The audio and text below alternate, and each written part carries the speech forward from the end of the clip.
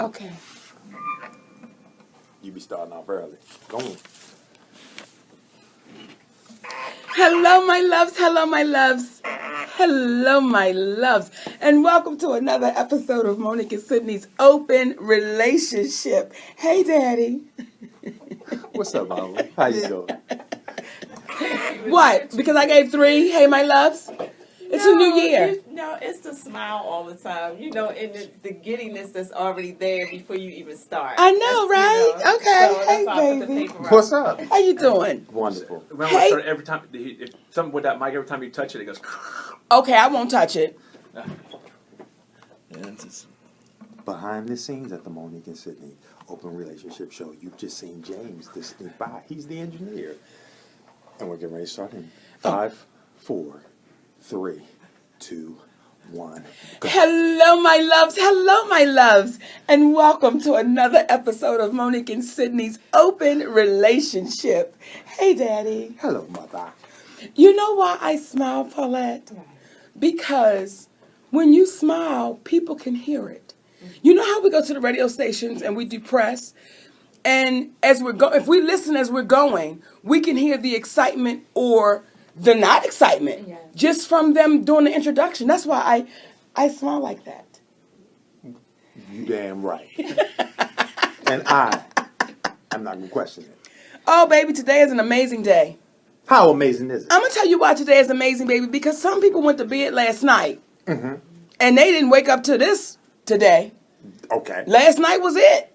Okay, it wasn't it. Well, it wasn't it if they went over. They went to the next place. Come on. But it ain't over. It ain't They just over. they said, I don't care where you going. But you got to get The fuck up out of this. all right then. And then you went to the room and he was like, this bitch ain't breathing. That's because they ain't told. They transitioned. They was tired. Had to make that move right now. Oh, baby, today is an awesome day. You know why? Because we're all here together. We are all here together. And we're having a conversation today, Daddy, that we've been having now for years. But it can't seem to get any traction or get anywhere with it. Now, you have a lot of little things that jump up around it. You know, a lot of little protests or fights or whatever it is. But never have we really dealt with it. Right. So what we talking about today, We're sweeties? talking about reparations. What? Should we and could we get them as African Americans is what we talking about. We ain't put the African Americans in the title because it was a little too long, but we figured we could explain it. But that's what it is. Now I'm gonna tell you what's so funny, because today when we were having dance class and I told the white we were talking about today reparations, and he was like, what do you mean? What are you talking about? And so many of us, especially our younger babies, have no idea what reparations mean for African people.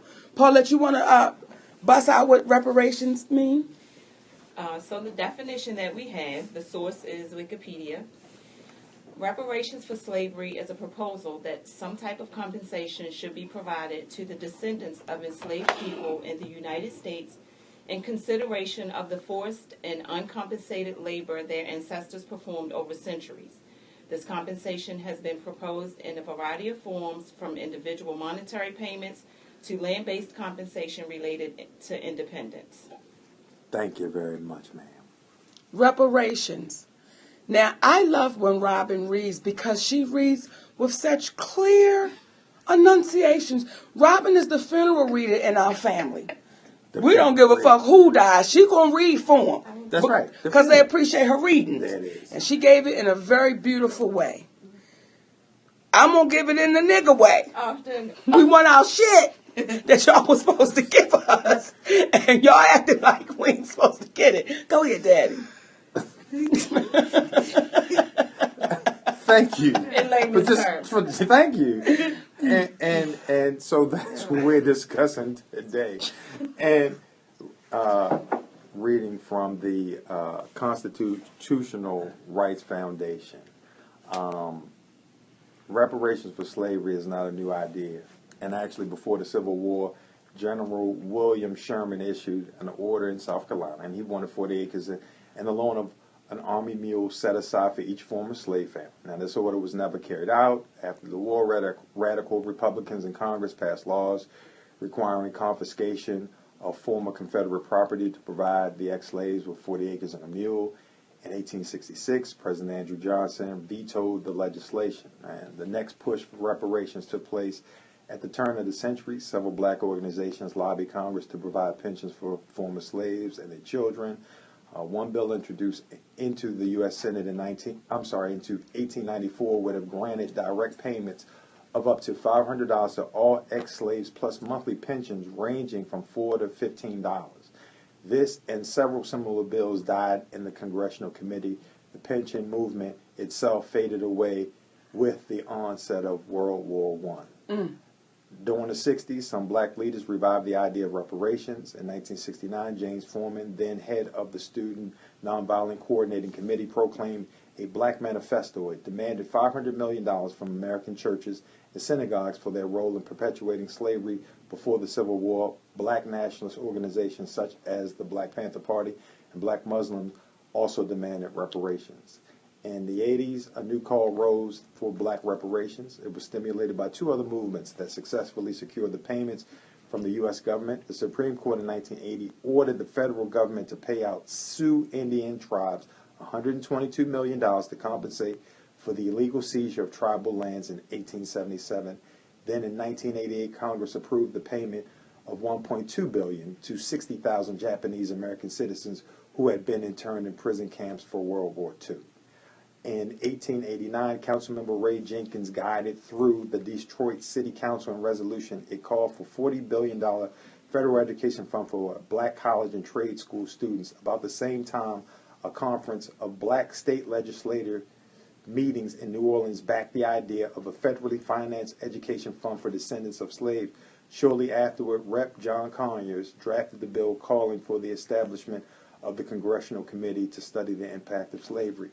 And since 1989, he's been trying to push to make that happen.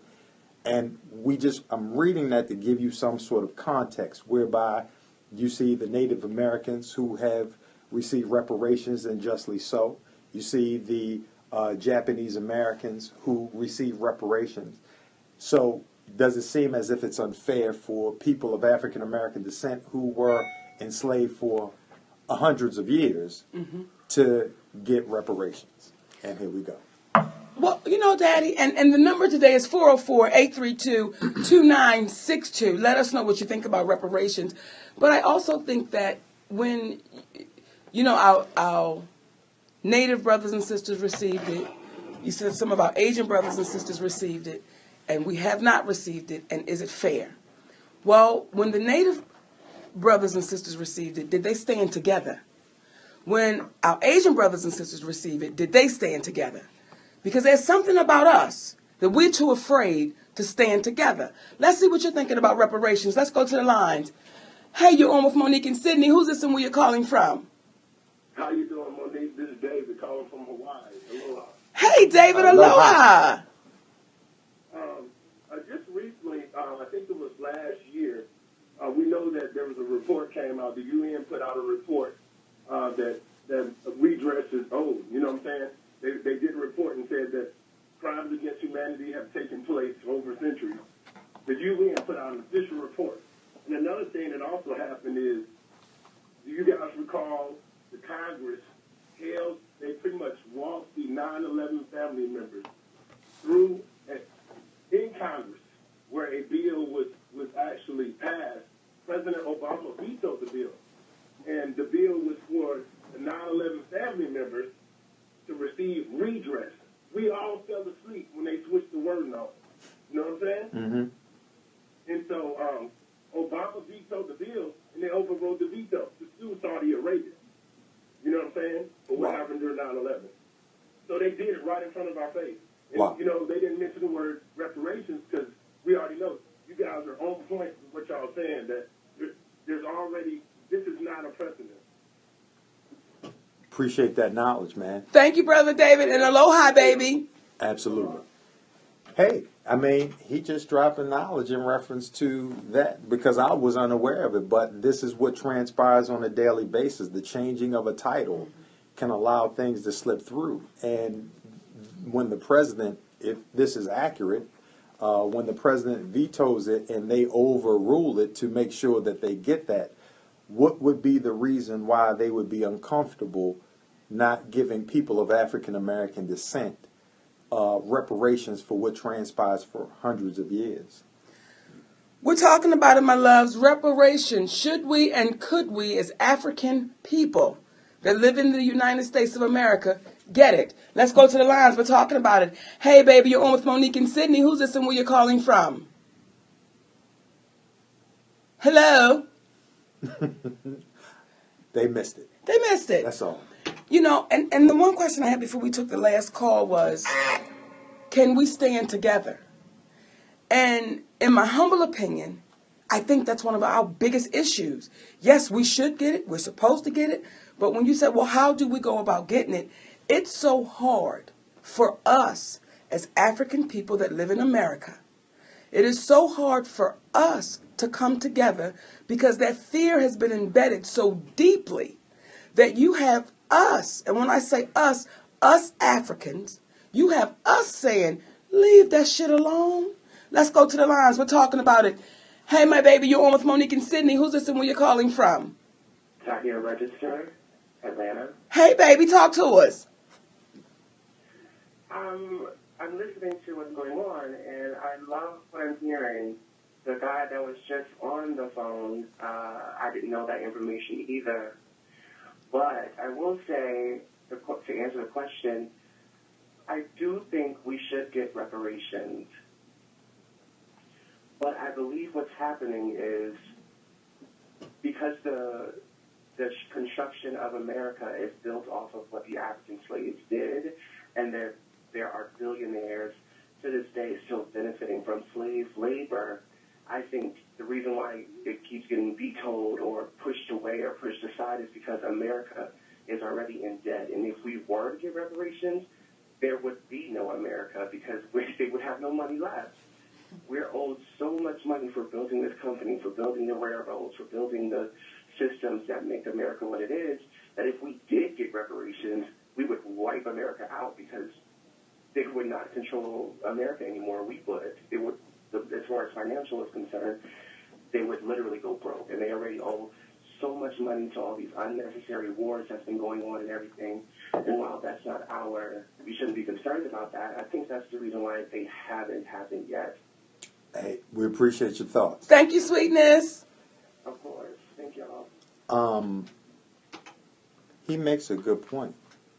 However, there's more than one way to skin the proverbial cat. Come on. And we'll be discussing that later on in the show as it pertains to reparations, because that is a con, if you will, versus a pro in terms of people's argument that it would wipe out America based upon how many people of African American descent there are that have been wronged by slavery. But we'll get into that when we take some more of these calls. Come on, let's go to the lines. Hey, my love, you're on with Monique and Sydney. Who's this and where you're calling from? Hi, Auntie and Uncle and Aunties. This is Isra. Hey, baby. I finally got through. I just want to say, I listened to what the brother was just saying about if they gave us our 40 acres and a mule or any kind of redress or reparations, repayment, or reconciliation, reward, or whatever the hell you want to call it, that there would be no more money left if they did that. Okay, let's just say we do it like this then. How about we start with the great-great-great-grandmothers right now and give them their 40 acres and a mule. Hell, give them 10 acres and a dog. That's what's up. Even the damn Aborigines were given an apology for what they went through, you know, and what they were put through in Australia. They literally stood up there and said, we apologize for trying to sterilize and poison and kill you. We're sorry. Sometimes it's just a simple 2 words that'll make a difference. That alone would be a form of reparation if you stuck by that. Mm-hmm. But literally, you have. There is no other race like ours that has been hated for so long and treated like shit for so long. We can't go anywhere on this planet without being looked down upon, frowned upon, scoffed at, kicked at, thrown away, target practice. Nowhere. You can't go anywhere. I've literally been to Alaska, and they smiled because I'm standing around a bunch of other white folks, because I'm on the gay cruise with a bunch of other white men. So they're like, oh, hi, because, but had I been working in the store alone, I don't know what would have happened to me or how I would have been treated, because that's just how we're being treated all around the world. So asking for 40 acres and a mule, if you just start with just a category of people, just start with the old folks first and give them a house. Fuck the 40 acres. Just give them a house. Give them a house and a car, a dog, and a cat, and a bird. Okay? I'm pretty sure they'll be happy at the faggot in Boys Town with a bag full of dicks. Because at least you'll be giving them something to show that you acknowledge that you have wronged them. And that's, I think too, sis, I think if the acknowledgement even happened, that's a start. Yeah. There's not even been an acknowledgement that there has been a crime committed. It's almost like, and then there are some places where slavery's been taken out the books, the history books. I don't know if it's all over Texas, I can't say that, but where my niece was going to school in the part of Texas she lived in, she said, Aunt Nicki, it's totally taken out of our history books as if it never happened. Wow. So when I said, well, yes, I said, well, what are y'all parents saying?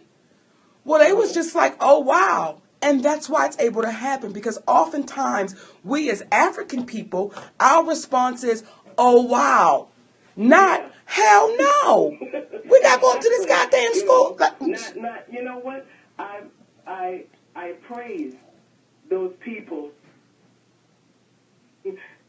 I praise those people who actually have their own schools teaching black history, because that's the only place you're going to learn it. Yes. Yes. It's a shame. But I love you guys. We love you back. We love you, my baby. We got to have dinner. We got to do it. All right, honey. Okay, bye. The call-in number today, my babies, is 404-832-2962. And we're talking about reparations. Should we and could we as African people receive it in the United States of America? And from the piece I was reading earlier, there's some of the pros and cons we'll read, but one of the cons, or a few of the cons that are written, there are no black slaves living today. Slavery ended more than 160 years ago at the cost of 700,000 lives lost in the Civil War. It is unfair to ask American taxpayers, many of them from families that came to the United States after slavery ended, to pay for the wrong that slavery had done. That's one of the cons that people are speaking about. But we're going to go to the lines, find out what you think. Come on, reparations. Hey, sweet, you're on with Monique and Sydney. What's your name and where you're calling from? Good afternoon. How y'all doing? My name is Gregory Jacob, and I'm calling from New Orleans, Louisiana. Hey. Gregory Jacob. Talk to us. Yes, I feel that reparations should be possible, and I think that everyone can get reparations, because the thing about it is, I think that, God, I think that God maybe allows some people to make mistakes for a reason, because some people, we as human beings, some of us, we just have impulses, and sometimes these impulses lead us to do things that might be considered wrong to others, but we might not see that at the time, so God may allow us to make that mistake so that we can learn what it is that we did right and what it is that we did wrong. But the thing about it is, it's not about the mistake or the magnitude of it that we made. It's about rising above it, using it to kind of as a teaching tool to maybe be a better us, be better than we already were. Now, when you say that, how are you applying that to this situation, just for clarity? I think that, the issue is with reparations. I think that everyone on this earth can be redeemed. I don't think the way I feel, I feel that no one is beyond redemption. I think that with enough work and dedication, because it will take a lot of work and dedication. I feel that with enough work, we can probably we'd be able to turn, our current situation around and be able to do something productive and constructive with the community and for the community. Now, are you proposing that as opposed to reparations? Are you saying essentially don't worry about the reparations, the discussion per se, and just move on and just learn from what was done to us? Well, no, I'm saying not only work with the reparations, but kind of use them to help not only yourself, but to help others, because there are some out there who don't understand the process of reparations, don't understand how to redeem themselves, because some people might not be taught right from wrong, and sometimes it might get out of control, and if we don't do anything about it, then it just stays there. My man, we appreciate you. Thank you, sweets. Yes, ma'am. All right, y'all have a good day. You too, and tell Big Frida we said hey from New Orleans. That's what's up. Reparations. Reparations. Should we or could we get them as African people living in the United States of America?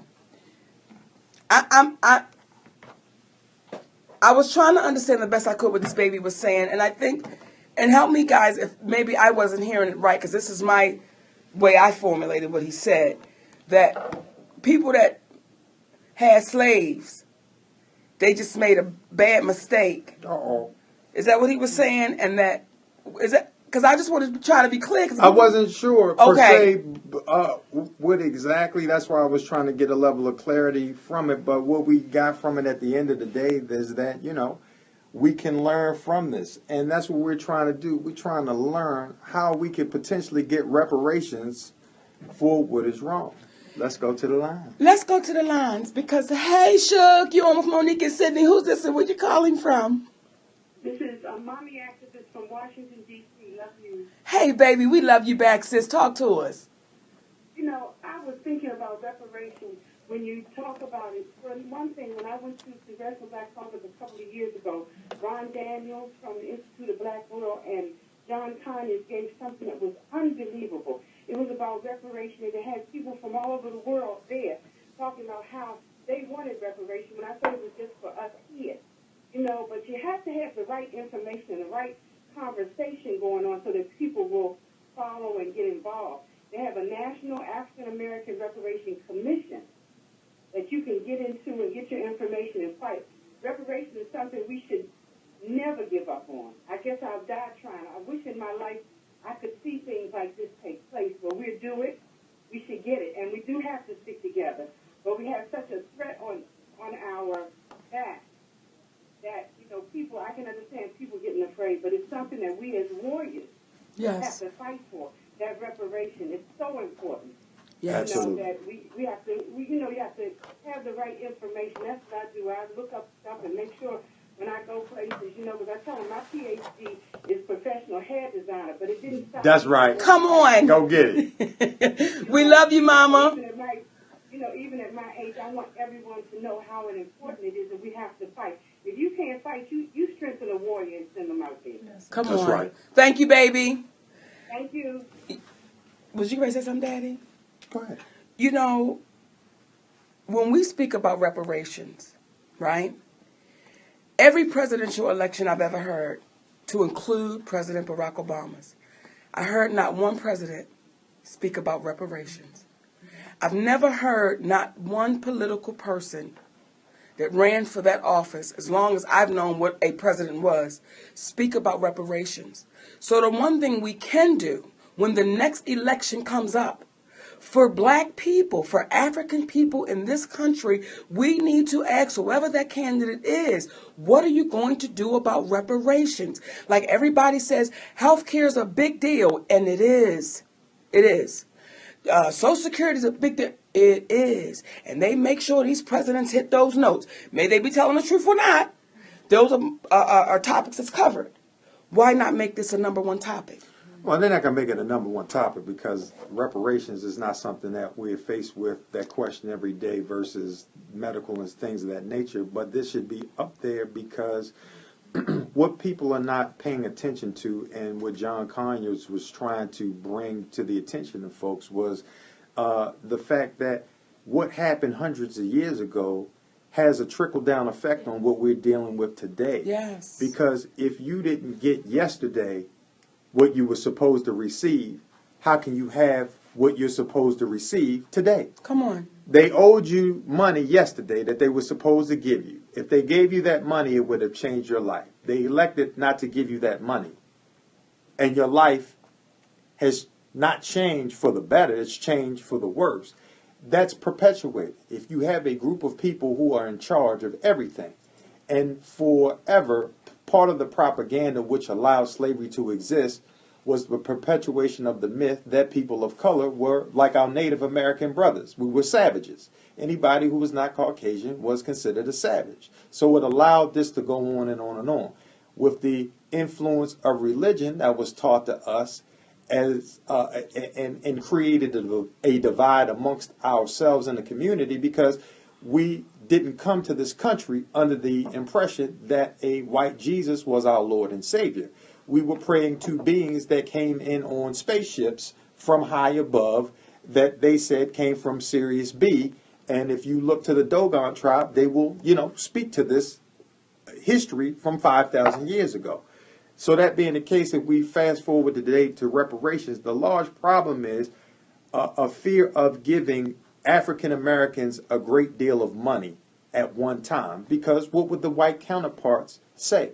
But what would happen if we took away the excuse of having to give African Americans a great deal of money in order for reparations to take place? I'm teasing you with that. We're going to get into it in a sec. Come on, y'all. Reparations. If you're just joining us and you're one of our babies to the show and you're saying, well, what is reparations? Reparations is what the slaves were due once we were freed. We were supposed to get 40 acres and a mule. Well, that didn't happen from that day to this one. We've never gotten it, which means we've never gotten a fair chance at the race. So when you have people that saying the cons of this and, well, if we do this, like you were saying, that's why we sit where we sit right now, because we've not dealt with it from then. Let's go to the lines. Reparations, we talking about it. Hey, baby, you're on with Monique and Sydney. Who's this and where you calling from? This is Joe. I'm calling from Atlanta. Hey, Joe, calling from Atlanta. Talk to us, baby. Okay, this is my thing I've been saying about reparations. They always try to say a monetary value on reparations.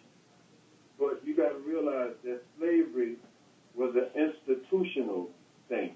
That meant that you had states in the Confederacy that legalized slavery. So it was okay for a company to own slaves and do business with slave owners. So that means that reparations should be awarded institutionally. So we should have those states that participate in that. That's why I was against kicking down those statues, those Confederate statues, because that symbolizes these people believed in slavery.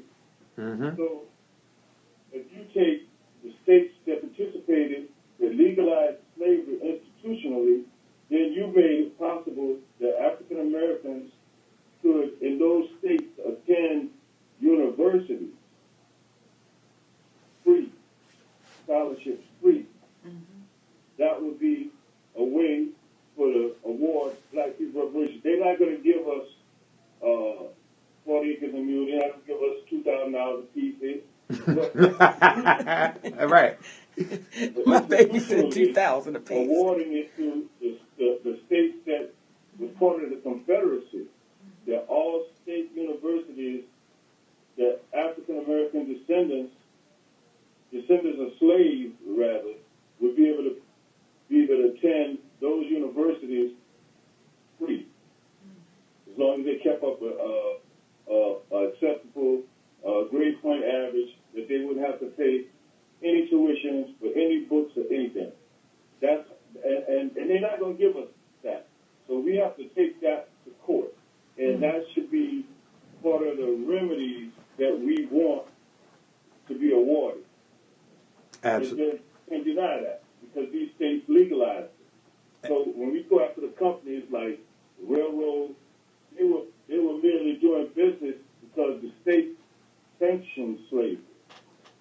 That's a thought. That's a thought. We appreciate your call. Thank you, brother. Thank you. All right, baby. Reparations. We're talking about it. We're talking about Should we and could we, as African people in the United States of America, receive reparations? and in my humble opinion, if it has to do with anything coming out of the pocket of the government per se, it's going to be a difficult sell. But you got to look at what the issues are to approach it to make your pitch for something to be done for people of color. And what I propose is it's a level of difficulty to get them to give folks, you know, they were considering taking out Meals on Wheels for older folks. It's difficult for you to get people of color books that equal the suburbanites and the individuals that, you know, go to schools in a different district than, you know, the inner city. So how could we make this work where people of color could benefit from that? And what I would propose is creating a new tax law for people of African American descent, which simply means that if you are of the wealthiest, the most you would pay on your taxes is 15%. If you are the lowest, 5%, and in between 10. So you've got almost a hierarchy of lower class, 5%, they keep 95% of their money.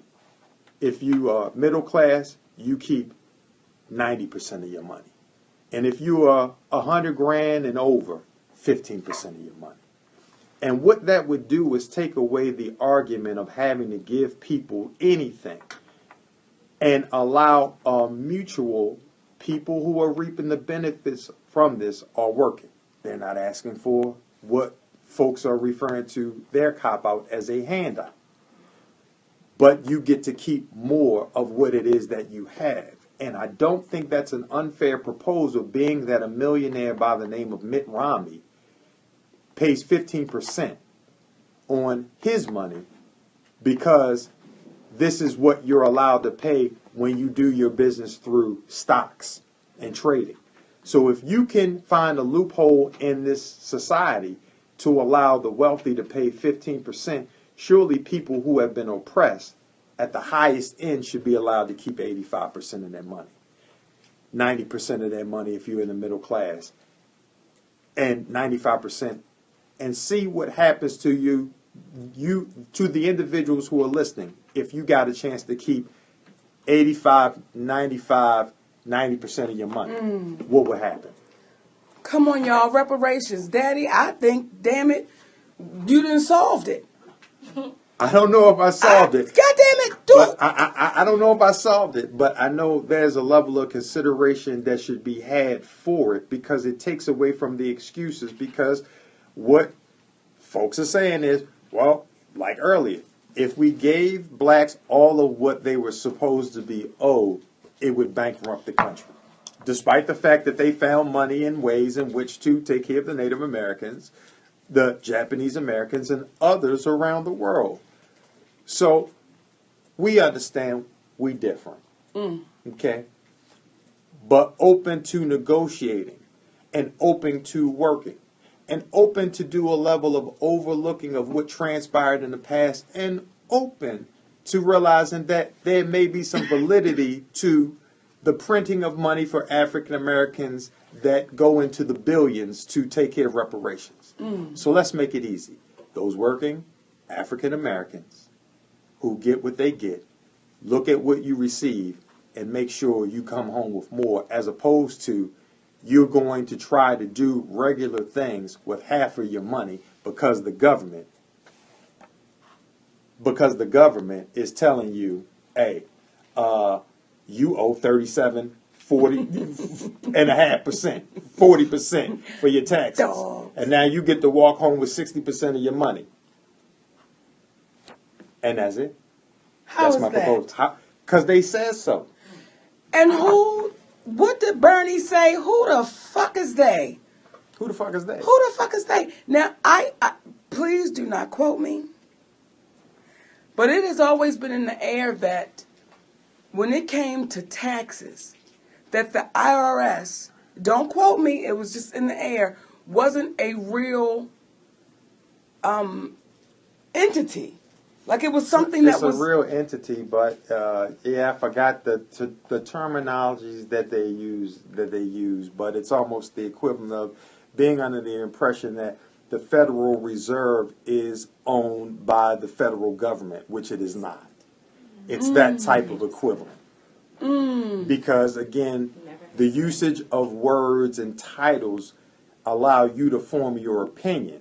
They didn't say that's what it was. They just gave you the title to allow you to form your opinion. And through investigation, you realize the Federal Reserve is not part of the federal government at all.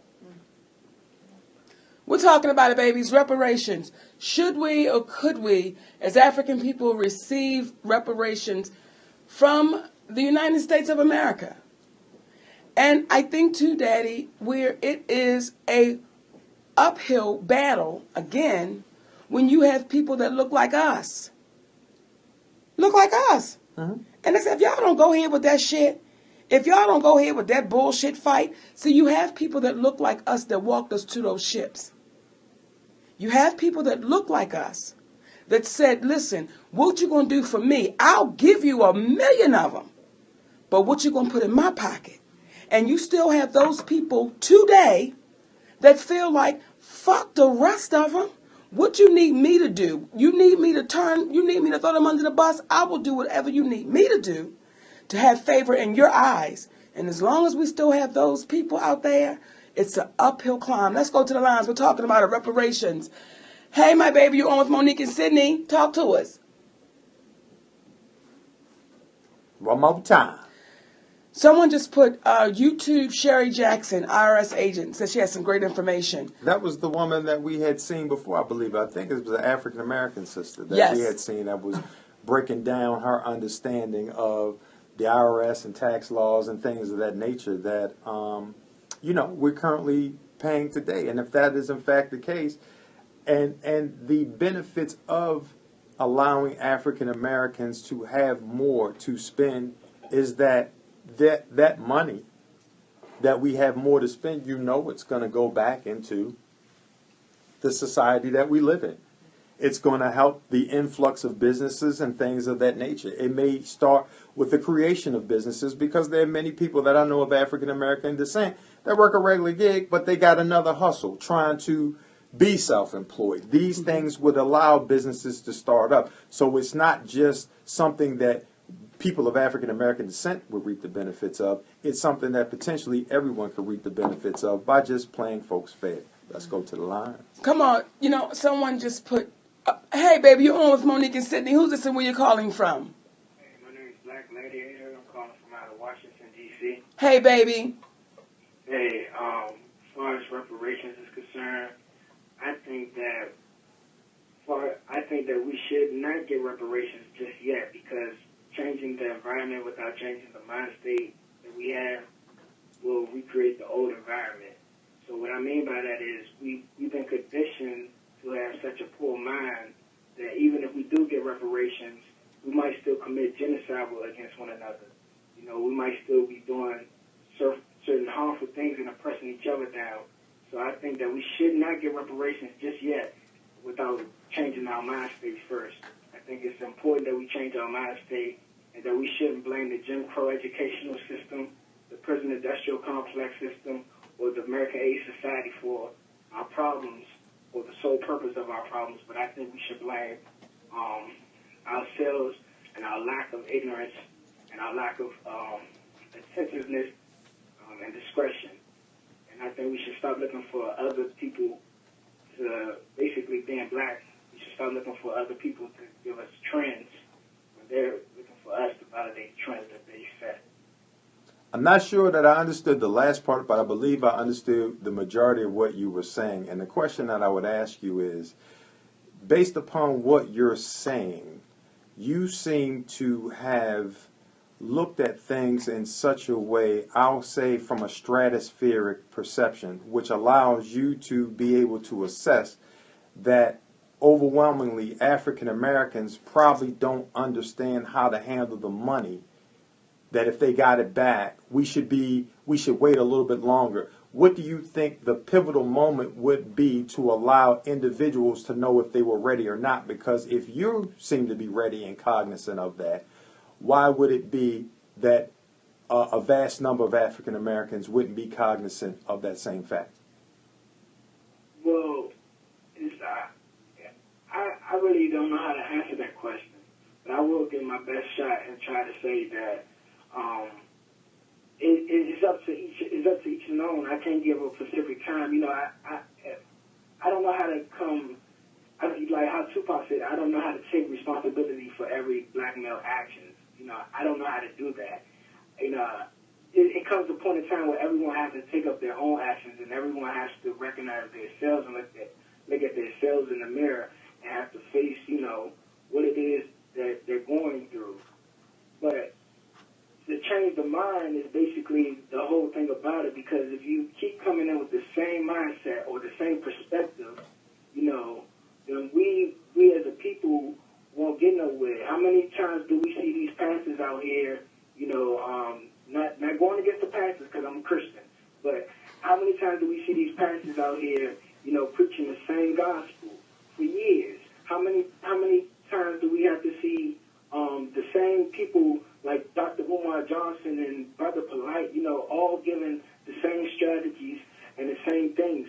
I think all these people have solutions for wars outside of themselves, but when it comes to, you know, solving the solution for the war within inside of themselves, they don't have no clue. So I think it's really about solving the solution, or making the solution. Excuse me, I'm gonna get my words tied. I know what you mean. I think it's about solving the war within inside yourselves. And I'm gonna keep you a little bit longer because I can tell, young brother, that you're thinking about it. But I want to share something with you because it's one of those things where it's difficult to have it both ways. And when you speak in reference to what we as people of color are not ready for, but then the question or the statement you say that you can't speak for all black people, to some degree your opinion, if you were given the ability to say yes or no, would have just said that, no, I'm not going to give this to our people because we're not ready for it. And you just made the decision for all the black people that they ain't ready for it. And what happens is that's due, in my humble opinion, to the conditioning that it makes us appear that we are not astute. And don't get me wrong, I don't know, we don't know everything, but you will never get a chance to learn how to deal with money unless you have the money to deal with. So I prefer that they give the folks what it is that they owed and let them mess it up if they so choose, than to deal with the messed up fact that they never gave us the money in the first place. So that's just something to consider. But we appreciate the love and appreciate you calling in with your opinion. Thank you, sweet baby. No problem. Thank y'all. All right. Reparations, my love, we're talking about it. You know, and someone put it in the room, Monique, you didn't get to where you got due to reparations. You got there due to hard work. And I want to respond to that.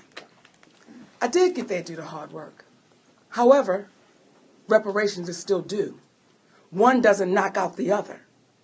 And what happens is, and I believe the picture in the screen is that of one of our white brothers. And it may be somebody else, but his picture is that.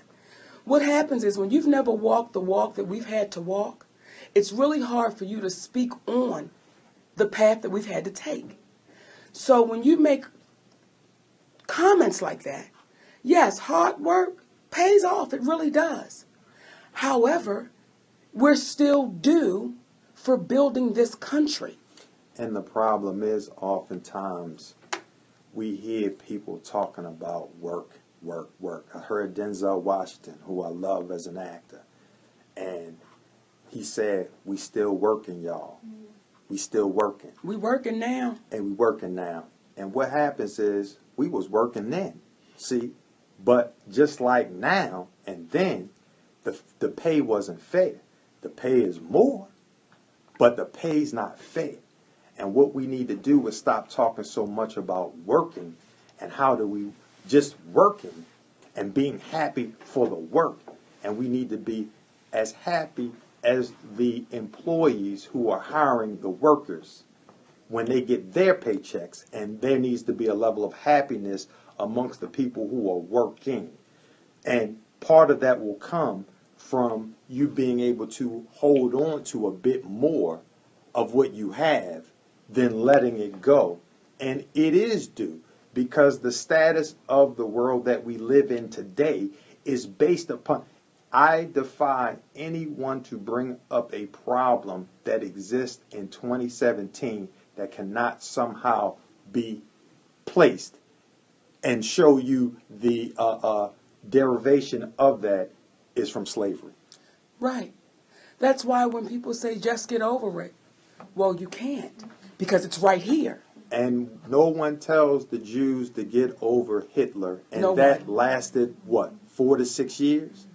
And 6 million people were allegedly killed, but 600 million people were estimated to be killed during the slave trade. But we should forget it. And I think what happened though, Daddy, and I could be 100% wrong. I think what happened all the way back then, we sold us out. Oh, yeah. And we never stopped selling us out. And what that white man does know, they will sell their mothers out. If they're going to get $1, that's what they know. And when you read Louis Gossip's book, he says the one thing that Hollywood knows, what one nigga won't do, another nigga will. So when we live in a society, and we live in this place called the United States of America, and if we do go all the way back, we've always sold one another out. Reparations, baby, that Hollywood knows, what one nigga won't do, another nigga will. So when we live in a society, and we live in this place called the United States of America, and if we do go all the way back, we've always sold one another out. Reparations, baby, should we get it? As Africans in the United States of America, let's go to the lines and talk about it. Oh, okay. Reparations. We're talking about it. And, you know, someone said in the room, people, so are you saying people that's born in wealth don't know hard work? Like children that's born to wealthy parents, do they know what it is to work hard? Well, it's whatever your definition of hard work is, because your definition of hard work may be different from my definition of hard work. So we want to keep generalizing shit and throwing everything in a bowl and saying this is what it is, like our last baby that called in. But that question has nothing to do with the issue. Come on, then, bring me back. And that's that's the problem that we normally have. Someone will throw something and we go bone chasing because somebody threw the stick. Now let's go chase after that because we feel the need to explore and speak on everything that's brought our way, and then it diverts our attention from speaking on the issues. The master of that is Donald Trump. Yes.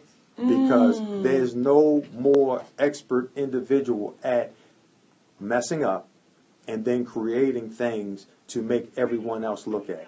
There's some people that speculate that 9/11 was not some outside terrorist. That was something that was inside because of what was transparent to divert attention. So what we're saying is, don't divert your attention on some bullshit. The reality is, why shouldn't we have it, but other people have, and they haven't suffered the plight for hundreds of years as we have? Let's talk about it. We're going to the lines. Hey, baby, you're on with Monique and Sydney. Who's this and where you're calling from? Hi, my name's Andy, and I'm from Iowa. Hey, Andy from Iowa. Talk to us. Okay, so I've been watching, and first off, I am a white transgender individual. Just want to put that out there real quick. I've been watching, and I've seen a lot of white people in the comments that are not understanding the issue at hand. They seem to get caught up in this notion of, well, I didn't do that.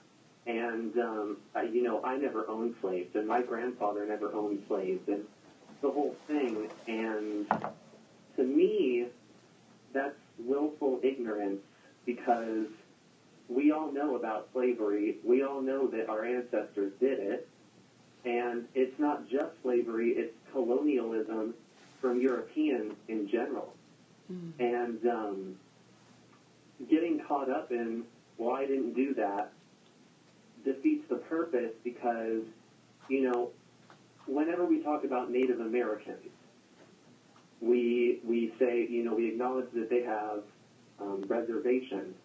And even those are not being honored. You know, take a look at Standing Rock and things like that. So, to me, I think if reparations are going to be a thing that actually happens, we need to, first off, overhaul the entire government, because the way it's set up right now is not going to work. I mean, that's not, it won't happen with the government that we have right now.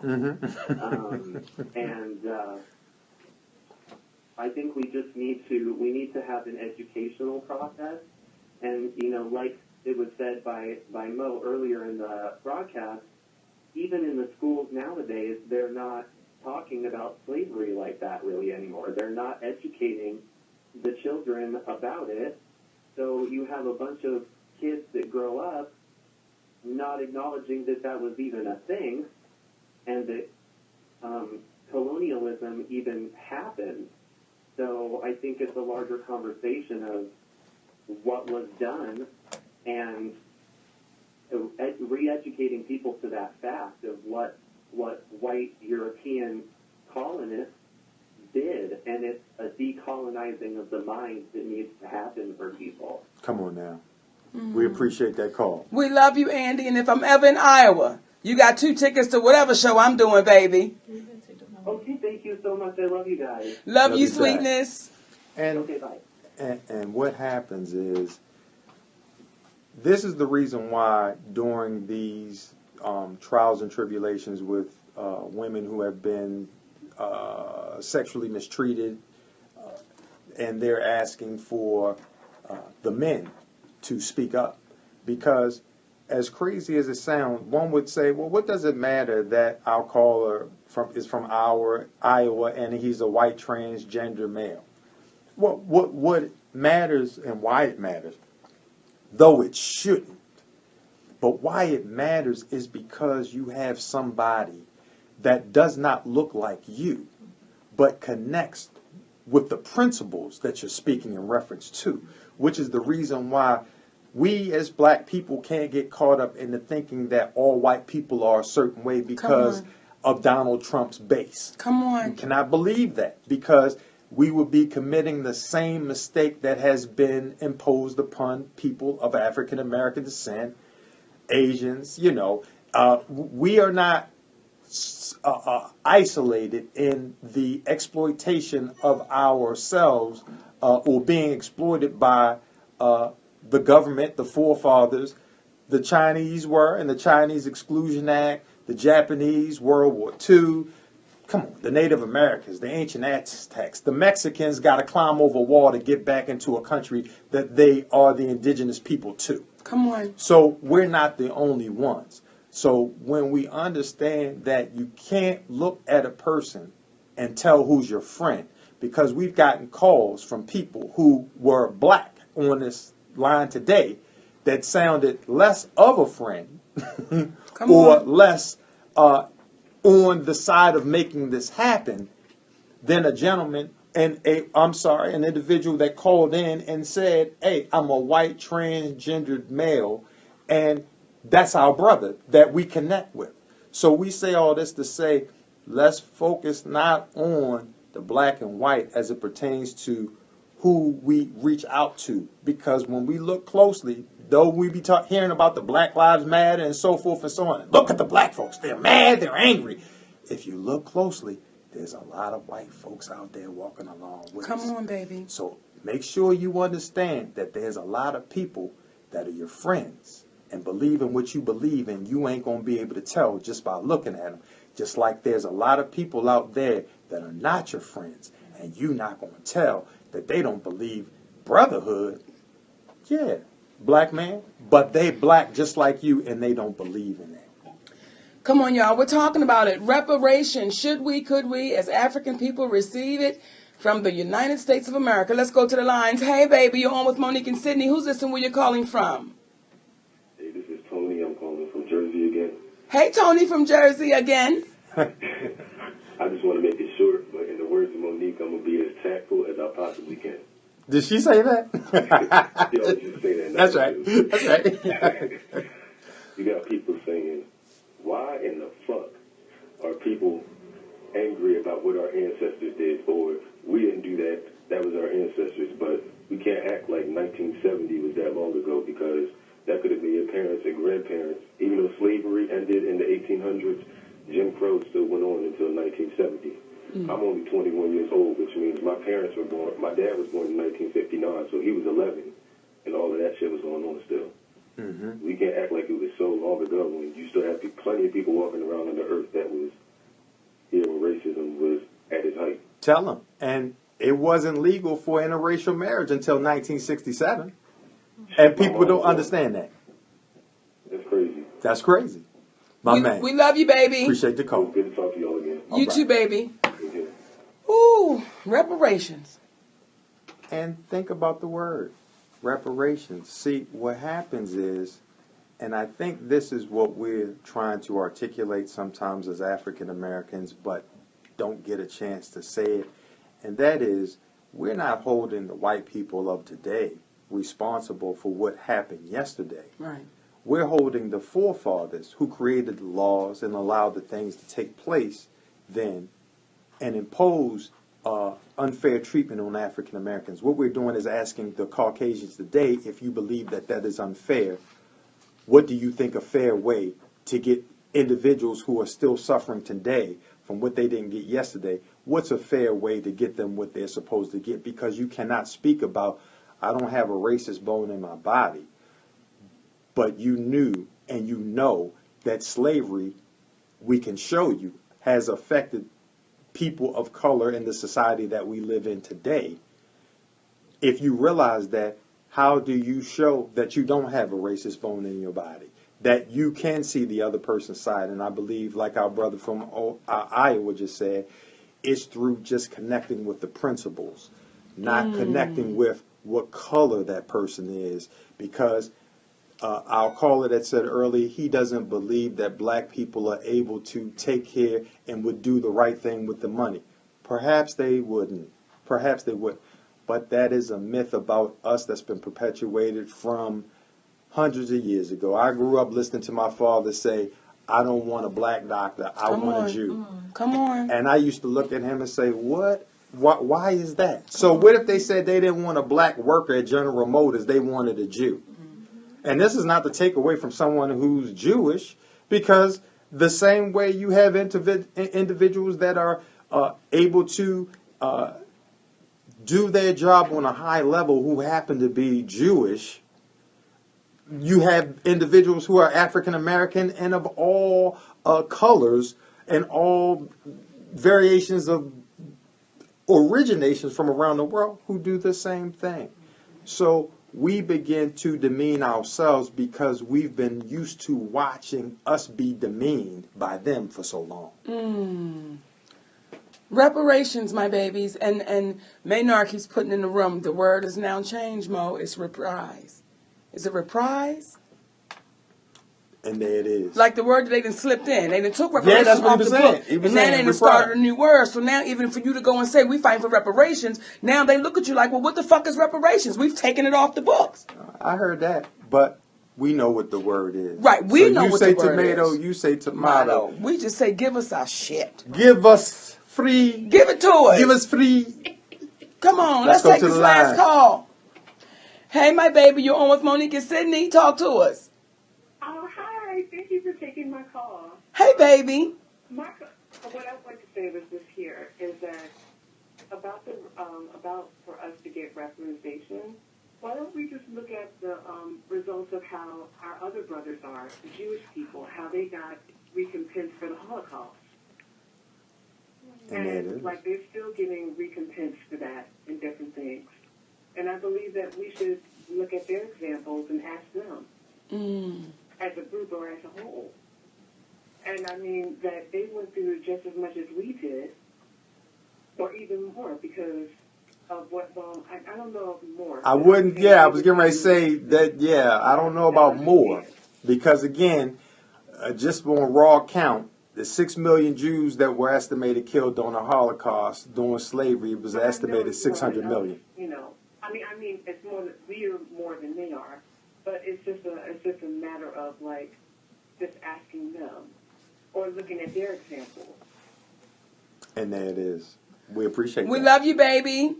I love you, Phil. Thank you, my sweetness. Y'all, we talked about it today. We talked about this thing called reparations. Should we and could we as African people receive it from the United States of America? And what a show it was. And there it is. And my daddy came up with, and I want you to run the plan one more time, baby, because we don't know. This show could reach the very ears that could make a difference. Hey. Give it to them. And the short answer, three tiers of the hierarchy. 5%, 10%, 15% tax. 15% is the highest tax that the richest people of African American descent would pay. 10%, 15%, and that would last for as long as slavery did. So once that's over, I think that would give individuals an opportunity to kind of catch up to some degree. And then after the end of that, let's say 250 years, whatever's happening at that time, come on. Okay, we're going to roll it back and we're going to catch up because there was an opportunity for us to get ahead because we were behind. And what that would also show is that our white brothers and sisters who are making these laws, because they far outnumber anybody of any ethnicity, what that would say is you care too. You care about what happened in the past and how it's affecting the present. And you're saying that though I wasn't responsible for doing that to black people, I was responsible for helping them to get what they received because of my forefathers and the founding fathers of this country. Come on, baby. You want to be better? You want to be better and be the best you can be? And when your children look at your picture 100 years from now, what will they say about thee? Because y'all know the pictures we look at now of our white forefathers. Y'all know what we're saying? Y'all know what we're saying. They did crimes against humanity. What will they say 100 years from now? We talked about it, baby. Reparations. Anything else? And what we do want to tell y'all, if you're doing this, January 26th and 27th, if you want to come laugh, we're going to be at the Improv in Oxnard, California, and January 19th and January 20th. We're going to be in West Nyack at Levity Live, baby, putting it down. And this Saturday, January the 6th, we're going to be in Buffalo, New York, giving it to them. It's a snow blizzard right there, baby. Don't worry about it. We bringing the heat. Don't worry about it. Come on. We want to thank y'all, babies, for joining in, tuning in, and having a good time today. And we want to thank you for every ear, every heart, and every mind, because you could have been doing something different. Tell a friend, tell another friend, then tell more friends. Go to radio.com and click on Monique and Sydney's Open Relationship. Now, like my daddy always says, the mind is like a parachute. It is no good unless it's open. We love y'all. For free. Mwah. Thank you, sweetnesses. Don't do it. Thank you, Mom.